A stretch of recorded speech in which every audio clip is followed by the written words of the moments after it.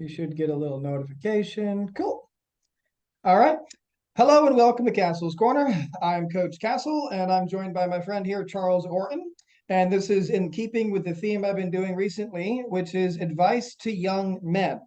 Now, Charles is actually a local, kind of in the same vicinity as where I live, and we kind of deal with a lot of the same things. Now, he's a very successful guy. I'll let him tell you about it. He's got a lot of stories. But for the beginning of this, why don't you just introduce yourself a little bit? Who are you? And then we'll get into the advice, I guess. Well, I'm Charles Horton. I'm a serial entrepreneur. I started right out, or actually in high school, doing check cashing places and flea markets, made a good amount of money. That turned into realizing that if the checks bounce, I made more money. And I started a check verification guarantee company right out of high school, grew it to the 8th largest in the country, sold it out to Telecheck right before my 30th birthday.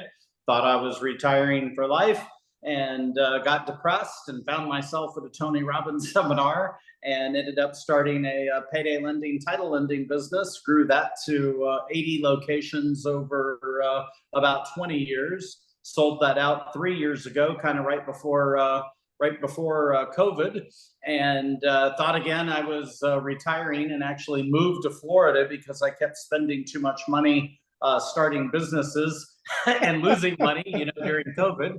So I came here to just quit spending money, and then bought 2 bars, and they've done well for me though. So that's been good.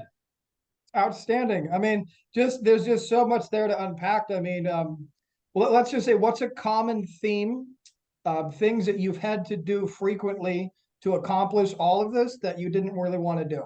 What kind of is a common thing there? So a good story, as I told you, I tell a lot of stories. When I had my check verification guarantee company, I was guaranteeing, hundreds of millions of dollars of checks a month, and I would go to industry seminars, and the common theme there was people would tell me that you can't guarantee checks without a lot of money behind you, and my comment back was always, "Thank God I didn't know that, or I would not have been able to do it." No, but it's actually really true. I've had people tell me a lot of very similar things. You can't do this because of blank. And I'm like, well, who said that? Like, is there a rule? It will never work. Oh, well, I'm going to try it, and I bet you I can make it work. And that's exactly it. You got to figure out what you can do in life. Just because somebody else has failed at something doesn't mean that you're going to. And my little trick, and this was just out of necessity, is most of my competitors paid for return checks in 7 days. I paid for them in 45 days, which gave me an opportunity to collect all the ones that I could collect. And therefore, the charge I made to guarantee checks just covered the bad ones, and I wasn't having to float the good money. So I did what I had to do to be able to do it, because I didn't have millions and millions and millions behind me. Actually, I started in my apartment, and I turned 2 bedrooms into an office. My first people were salespeople, and they worked in my house, and we grew from there to where at one point when I sold, I had about 150 employees. So with the salespeople, is that something like that? That's something for me, for example, I recognized right away that with my, let's say, sunny disposition, I'm definitely going to need a salesperson or somebody to market myself. So did you have the same kind of a revelation early on, or did you kind of try to muscle through it yourself for a long time? Well, with the check verification guarantee business, there's a lot of physical work. You got to enter the checks, you got to mail letters, you got to make phone calls. So that was a full-time job, and that's what I did. And I didn't consider myself the salesperson. I came with a client. So I had a start of a pretty decent sized client, but then I found a guy that just retired from the military and wanted something to do with his life. He had a paycheck. He wanted to make more money, obviously, but he didn't mind taking it as commission, and he wasn't in a big hurry to get paid. Let's talk about rejection. How, because I mean, this is just one of those things. Again, I'm sure you've recognized this. People cannot handle rejection or failure nowadays. Like they'll have one little setback, one little failure, one little rejection, and all of a sudden, oh, this is just doomed to failure, and they give up on it. So how many rejections and failures did you say you experienced along the way? Oh, I mean, tons of them, and I'm on the top of the list. I certainly don't like rejection. I don't like failure. I'm lucky that my first two larger businesses were ultra successful, and I made a lot of money. But after I sold my last company, I had 3 years till now where I went out and tried a MLM company that I put millions of dollars into. Then I was opening a gay retreat center that I put millions of dollars into, and both of them were a total loss. I was sitting out in Marshall, Texas, building out this retreat center, and my one employee quit. Talk about rejection. I only have one employee, and he's rejecting me and quitting. And it probably took me 5 days to list the property for sale, get an auction company to sell everything, and I was hightailing it to Florida.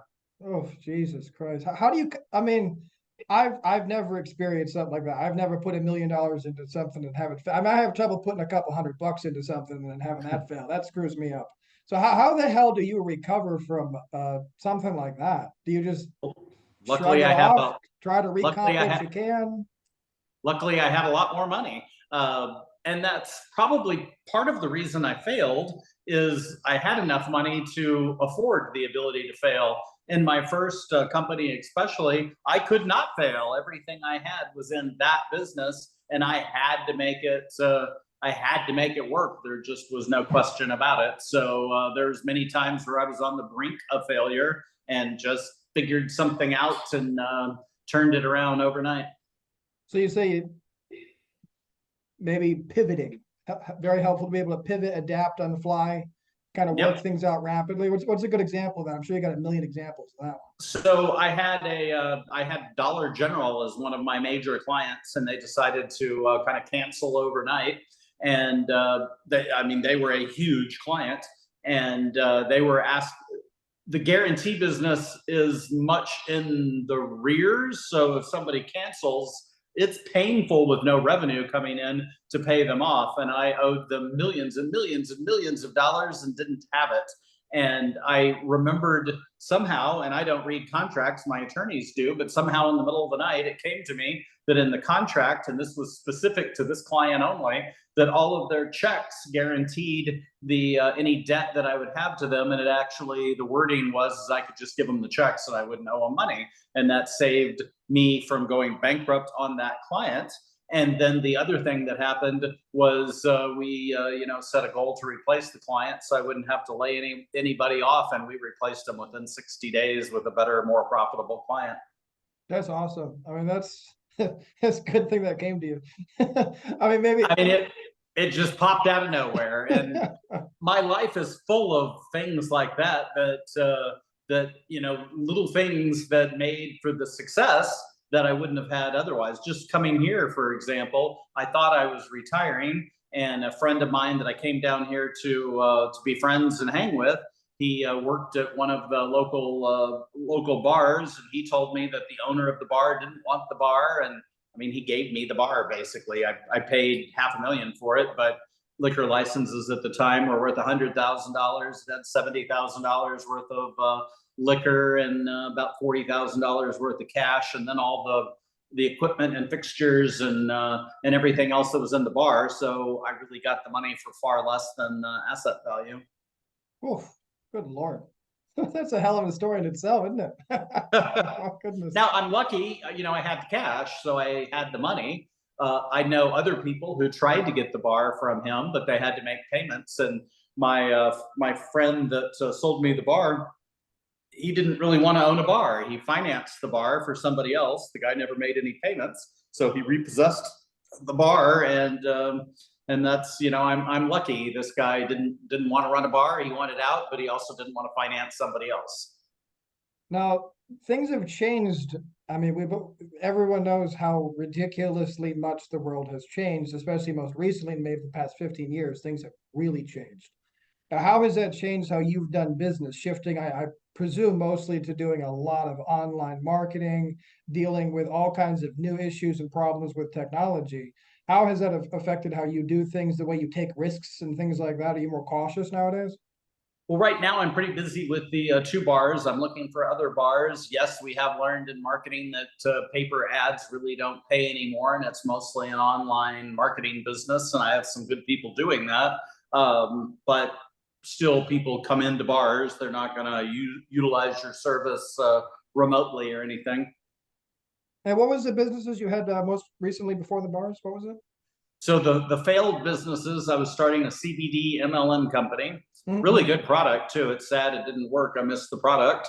And then I started a retreat center in Marshall, Texas, a gay retreat center.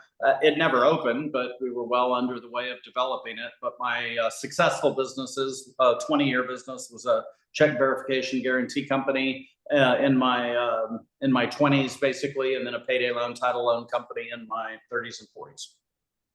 Let's just say hypothetically, you would be able to teleport to this year at the age of 18, 20 years old.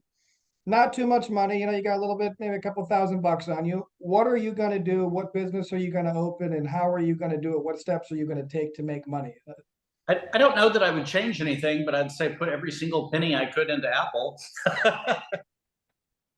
Apple But still. I think that I think that no, I'm talking about going back till I was 18. It would have No, been put 18 years old, but in current day, in modern day. current You're day. 18, but you're in modern day. So my success in business really came from finding niches where needs were needed but not being met. So in the and they're not glamorous. Like the bar business is glamorous, and you generally don't make any money out of it. It's a lifestyle business, but I bought good, and I've done well in it. But most people don't do well in restaurants and bars and those type of things. Glamorous businesses where you make money, hauling trash. That's something that nobody wants to do, and you can make a lot of money at it. Doing check cashing in a flea market. When I tell the story, people look at me in horror. I was 16 years old, and I was cashing hundreds of thousands of dollars a day in checks with no money. And I just have always looked at risk differently. I just go figure it out. And in the end, I was charging 10% to cash the checks. I had the district attorney that would collect the checks for me. It's a felony to write a bad check, especially for cash. And so I had a very low rate of losses, and the 10% fee made me a lot of money. So what jobs would you try to get into, or what skill sets would you try to learn? Like, again, if you're 18 in current day.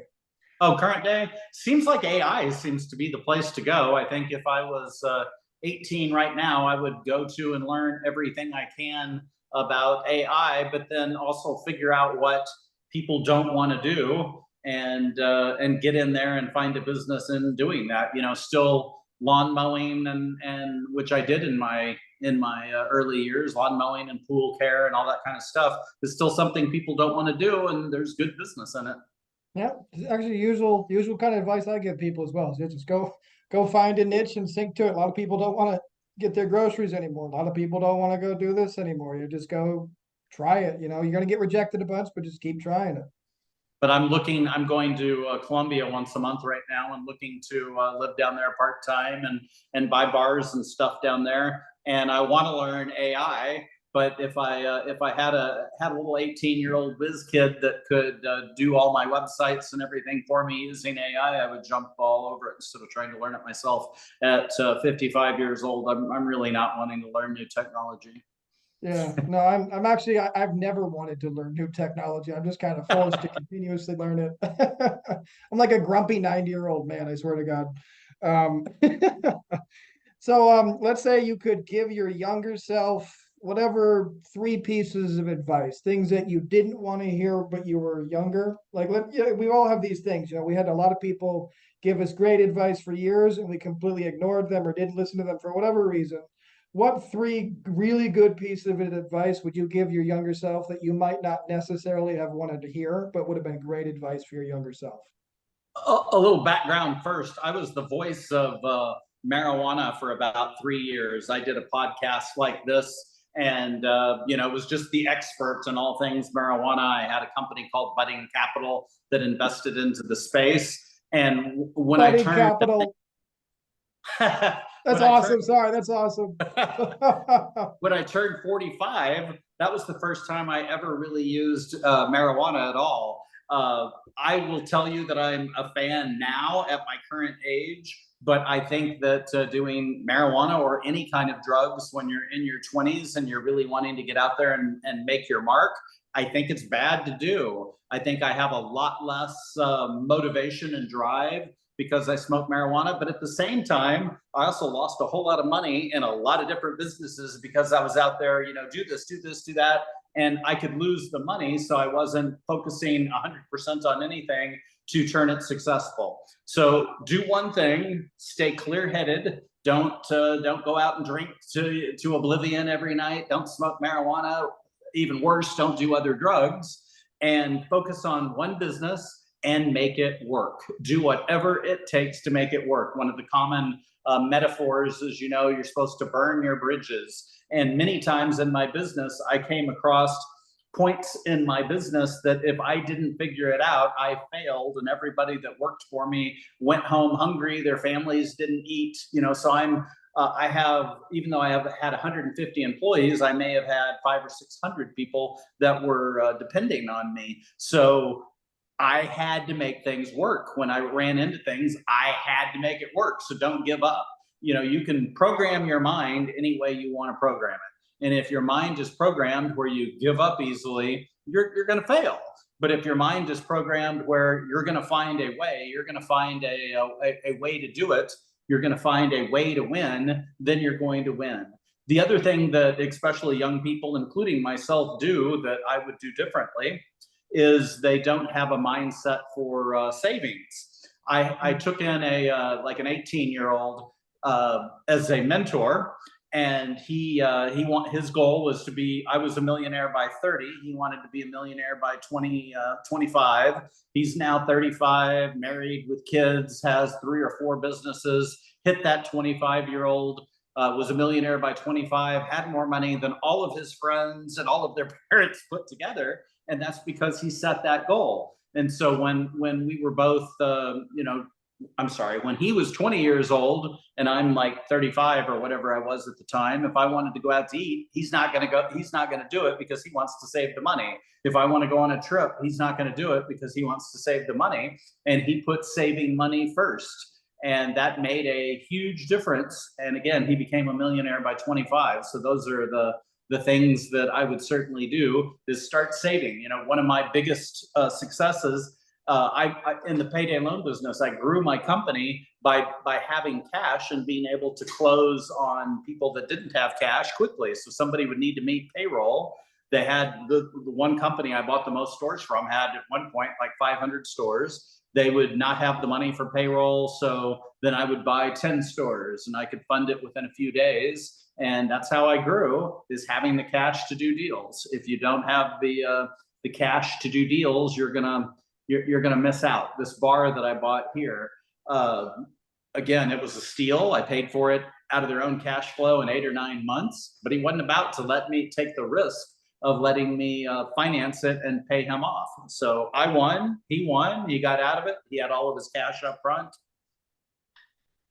What's one of the biggest struggles in keeping a bar open? I have not had struggles, honestly. I consider myself the luckiest guy on earth. All of my staff has stayed at both bars. I'm not active in the business, and we have no turnover. But to think of going out and opening a new bar, that gives me a lot of stress because it's hard to find that core team. Some of my employees, I own La Boy and Lit. Some of the employees have been with those respective companies for 10 plus years, and I just don't have the risk of them going anywhere. I do keep them happy, obviously. Like one of the bars I bought, the owner wasn't paying them legally. He wasn't paying them their hourly rate that the law requires. So they were getting tips and only tips, and he would give them an envelope once a week with their tips with no explanation of how he came up with the number. And so the day I came in, we started immediately paying them by law and putting them on payroll. Oh. And we were completely transparent with the tips, so they can run their own report at the end of the day, see how much tips they brought in, and then they divide that out. They know I'm not screwing them, and they're the happiest people on the planet. I get so many people that come up to me and say, "You've done such a good job with Lit." And all I've done is be transparent and be a good human being and pay the people properly, and make a happy environment. And that's critical to businesses. You have to have a happy environment. New people in management come in and have a lot of ego, and they're gonna, basically be snapping that whip, getting people to do things because they're the boss. And that just isn't the way to do it. If you want a happy team, you want a productive team and customers that keep coming back, the employees need to be happy. So you say you take yourself out of the equation completely with both bars. You're not like hands-on at all. You're completely out of everything. And I was even that way at my last company. I was in this group called the CEO Club, and one of my mentors in my CEO Club said that your job, Charles, is to work yourself out of a job as fast as possible. Delegate everything in your business and just manage based on numbers, but don't do anything. Don't make decisions. Don't. So I'm that way. I let my employees make the decisions. If they make a wrong decision, we'll talk about it, and I might say what I would do differently, but I give them the ability to go out and make their own mistakes and learn from it. It sounds like you got such a hell of a team. I mean, I was in restaurants myself. I was a chef for 16 years, I think and it was always a hell of a thing for me to put a team together. It's just so difficult to get the right people. And it's been a long time since I've been in the kitchen, but I can't even imagine trying to hire somebody nowadays to work in a kitchen. It's got to be crazy that no one wants to work. No one has any concept of hard work.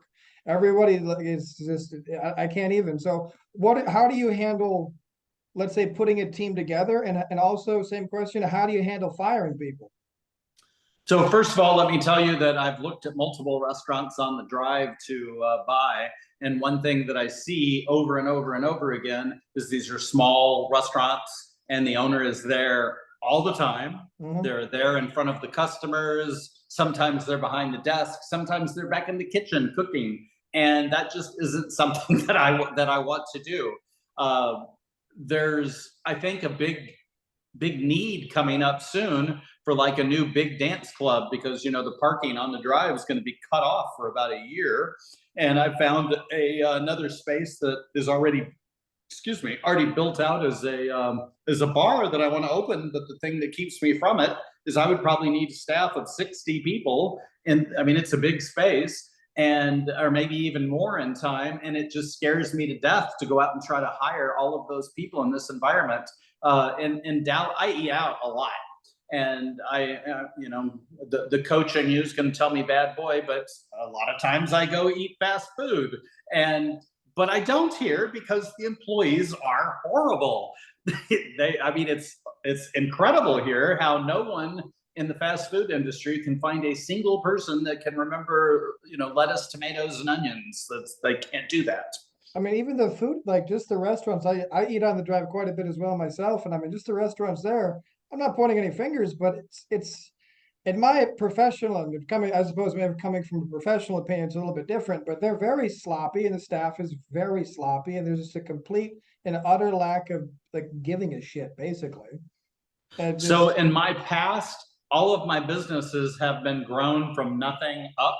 So I acquired the staff over time. To be honest with you, I've never tried to put together a 50-person or better team overnight to open, and it would stress me out to do it. But I always believe that the people ask me the reasons I'm successful, and one of the number one reasons I'm successful is I realize I don't know it all. Even from a young age, I went out and got a team. So in my 20s, when I have these businesses, I had a CPA on my board of directors that was a mentor to me. I had a lawyer on my board of directors that was a mentor to me, and they helped me do all of the things that I didn't know how to do. And that's what goes to my success a lot. So many times I go out and mentor a person, especially in their 20s or so in businesses, and they believe they know it all. They got to make all of their decisions themselves. They don't trust anybody else to make decisions. And I did that in my check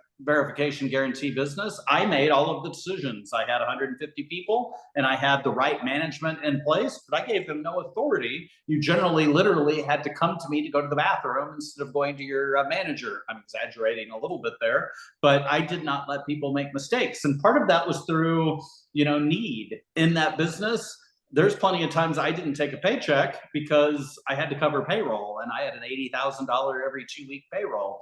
So if somebody would have made a mistake, I could have been out of business. And so part of that was me not being able to do that. So once I sold that business and I entered into the next business, then I was totally hands off, and I made so much more money, because not in selling it, but in operating the business. Because when you have a team that is invested in the future and has the right to make decisions, and they're all part of the goals process and everything, you're gonna have a team of 100 moving you forward. Whereas in my first business, where I made all the decision, I was a team of one. Everybody else was there to take a paycheck. Yep, and that's actually the same thing I found in my chefing career as well. Every restaurant I ever worked at where we had just the most mind-blowing team, it's because everyone there wanted to do their best. Nobody wanted to make a mistake. Everybody wanted to be, the next chef, then the next chef above that, then move on to the next play. Everybody wanted to be the best. We understood that we had to work together. I mean, I remember this one guy, I freaking hated him, but he was a really good chef. He was just an arrogant fucking prick. I really didn't like him. But we never had a bad word between us in the restaurant, not once, ever. And that's because it was disciplined, because we understood it doesn't matter. We focus on this now. And that's the kind of people that frankly just don't really exist anymore. They just don't. I mean, another thing is I used to work off the clock a lot. And you say that nowadays and people think you're absolutely nuts. I know they lose their minds. I'm like, yeah, I used to work at least 6, 7 hours off the clock every day as a chef. And on my days off, I would stage at other restaurants because I want to get better. And like, why would you do that for free? I'm like, because you get the information, you make the connections, you do more, you get more. It's not that hard to understand, but it's like a foreign concept nowadays. I don't even know if they do. Do they do interning anymore? Is that a thing, interning? They sure don't in bars. I don't. That's true. I, Oh, actually, speaking of which, I meant to ask you about this. So just because you're definitely, I mean, I live in Wilton Manors, but you're definitely much more part of the gay community than I am, obviously. What advice would you give to the younger generation of gay men coming up here? First of all, let me go back on something that we were just talking about, Yeah, another yeah, yeah. tip, and then I'll answer that question. I really believe as a leader, you have to take your ego and put it on the shelf somewhere. You can't be a leader with ego. When something goes right, even if it was your idea, you need to look and find somebody else to get the credit to, because that's what's really going to grow your team. If you're going, oh, I do this, I'm wonderful, you got to have me, you're not going to have a good team. On to your second question, I don't know that sexual orientation really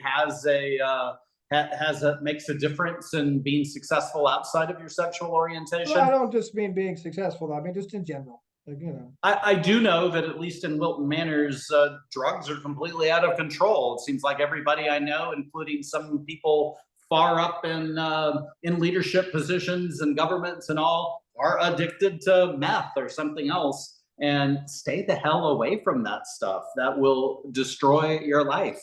Stay away completely. Don't even try it once. do you think you have kind of I mean, this is again could just be me personally, but it's one of the things I'm struggling to kind of come to terms with is how bad the world is kind of becoming. I don't just mean people, but I mean financially, the inflation, the rising cost of everything, the fact that I mean, again, I have a large client base all over the place, and I have a lot of clients who work 3 jobs and they can barely pay their bills. And these are people who have been to college for 4 or 5 years. There's people working highly qualified jobs making pennies, barely able to pay their bills. And this is the new norm. And I really understand why there's such a nihilistic, depressive vibe kind of going on. It goes hand in hand with probably the rampant drug use and escapism, essentially. But it's very difficult for me, anyways, to kind of come to terms with how very different things are now, just to compare to 10, 15 years ago. Now, you've had a longer lifespan than I have, so you have more to compare it from. What are your thoughts on the current situation and the current, let's say, youth generation as compared to the previous one or two? So to be honest, I don't look for excuses. I think if you were to go back 20 years, you'd hear people saying the same things about how bad things are and how it would have been so good to be 10 or 15 years ago.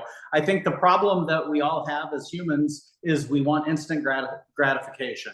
If you go out and you get drunk, you got instant gratification. If you go out and you do drugs, you have instant gratification. What I did with this kid that wanted me to mentor him is we made it fun to invest. So, it may not be a lot of fun to see your account grow from $500 to $550 in a month because you're starting out low and those numbers are so low. But what I did is we just made it a game and we made it a comparison and we compared in percentages. So I may have had a lot more money, but each month we would sit down and I would say, hey, I grew my portfolio by 2%. And he would come back and say, oh, well, I grew my portfolio by 10%. And we just made it a game to give the gratification out of having success, even in small numbers in the market. And again, he went from, being 18 years old, saving pennies to, when he was 25 years old, he had a net worth of over $1 million, 3 businesses going, because that's where he put his priorities. That's where he didn't go out and do drugs, even though now he runs some marijuana businesses and he will smoke some pot too. And I do it now, but my advice to myself trying to grow a business, if I was needing the drive to grow a new business, I would not be smoking marijuana. I would be focusing on the business and not doing anything to hurt it. And I believe there's a lot of good in marijuana. Like I told you, I was the voice of marijuana for many years, doing the budding report. And we were several, like High Time, I forgot which magazines, but several of the gay magazines. I mean, such a good name. I can't get over it. It's such a good name. Sorry, such a good name. I loved it and I love doing it. And again, there's a lot of good to marijuana, but the bad part about it is it does sap your drive. And even though I'm a regular user now, I'm going to be the first to admit it saps my drive. I can sit around and do nothing and be happy, where before I started marijuana, I had to be doing something at all times. If my main business was done, now I need to go figure out another business and start another business. And I don't do that anymore. What's your take on caffeine nowadays, just out of curiosity? I'm drinking iced tea. How much you think you monitor your consumption of it? Do you care how much you consume in a day or when you consume it? I don't. No, I'm just curious. It's not something I look at. I know if I drink tea, like now, if I'm drinking iced tea at 3 or 4 in the afternoon, I'm not going to sleep well. But I'm going to, I run bars. So even though I don't work in the bars, it's important, like I said, at restaurants, that you see the owner. I don't go every day, but tonight I'm probably going to stay up till 2 in the morning and be social in my club. So trying to stay awake, I'm drinking more iced tea, but no sugar. So horrible. 2 in the morning. I'm so glad those days are behind me. You could probably guess this, but I'm not a club person. I mean, I don't do those things. I haven't seen you at La Boy. Well, you're never gonna see me there anyways. It's not my kind of club. I'm telling a lie. I apologize. I went to La Boy on 2 occasions. Once to visit my friend Patrick before I knew what it was. He just said, meet me at La Boy. I was like, okay, cool. I just stopped in. Asshole. My fault, to be fair. And then the second time, I of course knew what it was. I just stopped in to buy my friend a birthday shot real quick. I'm comfortable. I don't care. I mean, I was the chef of the venue, the Manor, for 6 years. So Paul Hugo well. All those boys. They were all really good to me, as a matter of fact, for many years. I got nothing bad to say about them. All good to me. And I try not to say anything bad, I should say. You know how it is. People are always some asshole one way or another. I'd be lying if I didn't say that. But regardless, even on the weekends, that place turns into a nightclub. A lot of people maybe don't know. I would never set foot in that place. And the same thing for the events. We would have these giant mitzvahs, weddings, crazy light shows, robots, LED, this, everything you could possibly imagine, a Willy Wonka style shit. If I had to leave the kitchen, there was a serious freaking problem because I didn't want to. So it's just not a good thing for me to get in there with all that noise. I'd have to have like earplugs in. It doesn't help that I'm kind of autistic, so like that noise irritates the shit out of me. But anyways, so just going back real quick to the actual business aspect for a second. What kind of a budget would you allow yourself? I shouldn't say when you had like tons of money, even though I'm sure it mattered. But maybe in the beginning stages when you didn't have too much money, how would you budget? Was literally your money, if I have money, my money is for the company? Or would you have more of a budgeting ratio aspect for it? Yeah, starting out in business, everything went into the company. I mean, I remember, and it's 30 years ago, but I remember going out to eat for a meal that was $8, and that was a luxury to be able to eat an $8 meal. But yes, everything went into the business. I didn't take paychecks until I absolutely had to. I lived as cheap as possible. One thing, at least in my business, I always felt like I needed to do, and maybe this is some ego, is like I would be managing some of my clients. I'd be managing millions of their dollars, and picking them up in a Toyota Corolla at the airport to come see our office probably wouldn't inspire too much confidence. So I always had nice cars, even though I may not have a nice house. But the offices were decent, and I would drive a nice car. But other than that, I did not spend a lot of money. I did not go on my whole 20s. I never went on a vacation. I didn't even know what vacations were. I worked, and I worked 10 hours a day at least. I'm so glad to hear you say that. It makes me feel a little bit less bad about myself. That's the same thing. I tell everybody not to do what I did, but I'm very glad I did. I know how stupid that sounds. It really did mentally break me and physically break me many ways over. But I'm glad that I did that level of work that I did, and I accomplished what I did when I did. You know what I mean? I wouldn't try to do it nowadays, but I'm glad I did. I'm very happy I don't have to do it now. I don't think I could put in a 4-hour day, much less a 12-hour day. What are you following that 4-hour workbook? 4 hour a week. Who was it? Tim Ferriss, I want to say. I think Tim Ferriss. I probably follow the 1 hour a week work. So I will have a management meeting with my team 1 hour a week. Other than that, if I'm in my clubs, I'm there to socialize and have fun. Okay. Well, that's no, they do technically working, I suppose, technically. I mean, I think customers like it better when I'm there and when I'm interact with them, and it's more likely to bring them back. But that's with all the team. When I talk to people about lit, for example, the first thing I hear, oh my god, all those employees are so wonderful. And they're wonderful because they're happy, they're getting paid properly, they don't think that their boss is stealing from them, and so they have a happy productive work environment, and they make good money, and they deserve it. It's so crazy. I still hear the stories. I don't understand how I hear that. I still hear stories nowadays about, oh, my boss hasn't paid me in 3 weeks. And I just look at him. I'm like, what the fuck do you mean why are you still working? What are you talking about? Like, well, it's the only job I have. I'm like, listen, if they don't pay you for 1 week, you leave and then you take legal action. It's not that complicated. I mean, what are you still doing there? Well, if you pay me this week. What are you? How are they getting away with this? What are you talking about? But Yeah, I've done a lot of things to make payroll, but one thing I've always done in my life is make payroll. Other things may wait, including my own pay, but I've always made payroll. What was one of the biggest struggles you had when it came to building your companies or making money in general?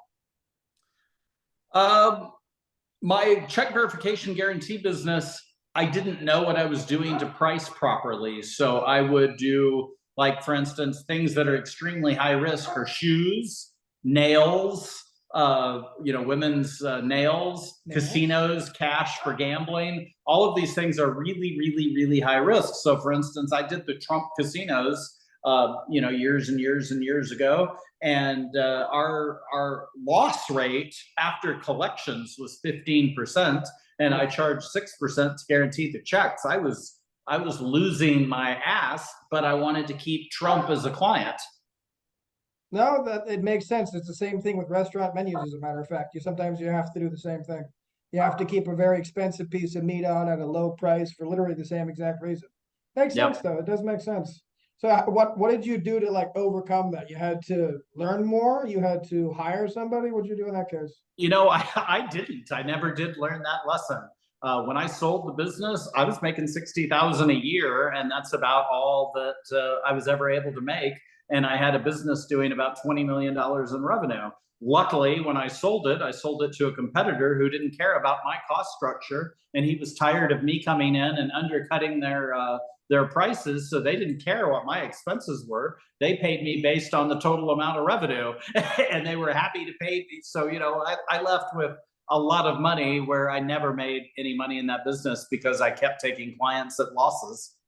I can't tell if you're just being really humble or you're very lucky. I can't tell which one it is. Oh, I'm the luckiest guy on earth. It's not intelligence. It's just I'm lucky. Man, it just sounds like well, I mean, you're not nobody's that lucky. I mean, I'm sure a lot of skill went into it, but my goodness, sounds like you've had a very fortunate run of things. My goodness. Um, I got a kind of a funny question for you. What are your thoughts on Shark Tank? I was just introduced to this. I know I'm behind the times here, but have you ever seen that show? I have, and interestingly enough, for about a decade, I ran something called the Boardroom, which was a live version of the Shark Tank. So I would take, I had about 10 angel investors. We would all meet live. We would stream it, but we would do it in.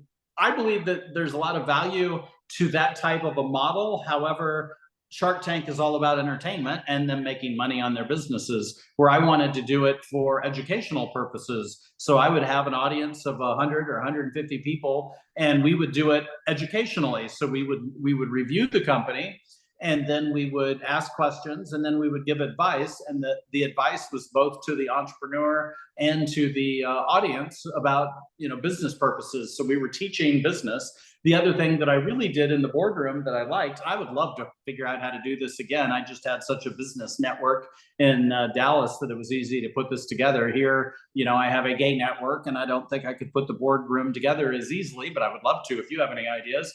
But we would also, like at the Shark Tank, you have one chance to present, and that's it.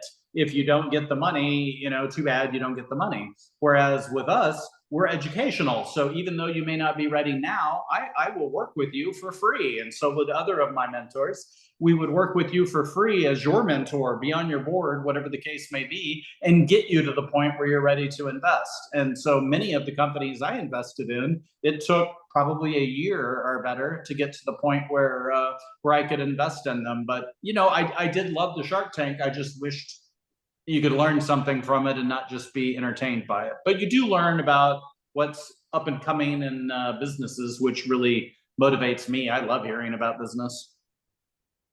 I mean, you just gave me a lot of good ideas. Actually, we're gonna have to talk more about that. As a matter of fact, you just gave me some good ideas. But it actually sounds like they're mowing my lawn and landscaping right now, so it's gonna be loud. Let's start wrapping this up real quick. Couple minutes short, unfortunately, but I'm gonna get back to you about that. I had a couple ideas. I'll send you some information, as a matter of fact. But Okay. real quick, would you just mind telling us one last time where we can find your bars, just in case anybody's not familiar with them? Unlikely, but just in case. And thank you so much for being on. And we're probably going to try to have you come back on. Thank you so very much for all of the advice. I learned a bit today, actually. I'm quite surprised. But just go ahead. Sorry. So where are your bars again? What are their names? So I have Lit, which is right across from Rosie's on the Drive, not Lips. Everybody says, oh, Lips. Not Lips, Lit, Lit, right across from Rosie's, next to Hamburger Mary's. And you would feel comfortable there. It's a great neighborhood bar. There's not strippers. Oh, no, I've been. I apologize. I've been there quite a few times. There's a lot of everybody there. There's no matter of fact, I think we got nominated for best lesbian bar. I had no idea that we were a lesbian bar, but we got nominated for it. And then La Boy is a twink. You didn't know you were a lesbian bar? I've always known Lit was a lesbian bar. I had no idea. I mean, when I go in there, it's maybe 20-30% lesbian. We just want to be comfortable for everybody. I mean, I go there when it's raining typically. I'll go there because it's quiet when it's raining. Depends on the day, obviously, but I'm not much of a social person. My idea of socializing is putting on headphones and sitting in the corner eating something. That's me. So LaVoy is about 3 miles away. It's in Fort Lauderdale. We run a shuttle in between the two. So if you're living in Wilton Manors and you want to go check out LaVoy, you can take the shuttle over. And we are a twink strip club, but half the customers that go in there are for the bartenders or for the camaraderie, and they don't tip the boys, but we're mainly there, or we think we're there to have twink stripper boys. And I've been there twice. It's a lovely place. I've been to lit rather more frequently. But but anyways, thanks so much for coming on, and we'll have you on soon. And I'm going to send you some information about what we just talked about because I got a really good idea. So anyways, thanks, Coach Castle. I enjoyed it. all right, brother. We'll talk soon. Bye.